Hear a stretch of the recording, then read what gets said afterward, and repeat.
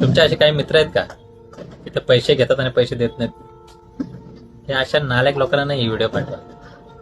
मला ना एवढंच बोलायचं आहे की तुमच्यामध्ये जी कॅपेबिलिटी नाही आहे ना तर पैसे द्यायची, तर तुम्ही पैसे घेत पण नका जाऊ, कारण याचे परिणाम खूप बेकार होतात.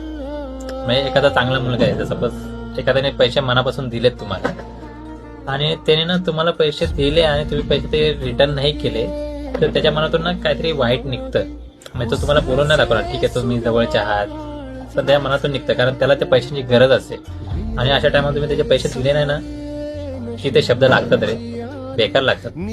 त्यामुळे जरा स्पष्ट सांगा की मला 10 दिवस लागतील किंवा मला 20 दिवस लागतील, पण मी तुझे दे.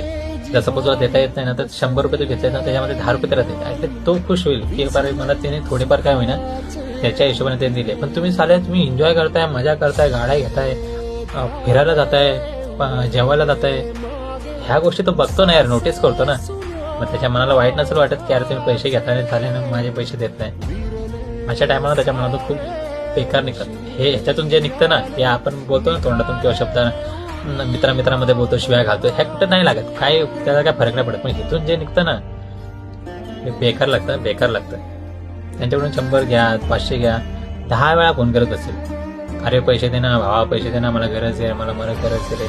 आपण मला हे कळत नाही की तुम्हाला तुमचे पैसे ते पैसे आणि लोकांचे पैसे ते पैसे नाही. तुमच्या पैशांच्या तुम्ही बोलता की माझे पैसे मेहनतीचे आणि आम्ही काय तुम्हाला बँका लुटून पैसे आहेत का? आमच्या मेहनतीचे पैसे आहेत ना, मग आमच्या पैशांना पण तेवढीच किंमत द्या ना. सुधरा रे सुधरा.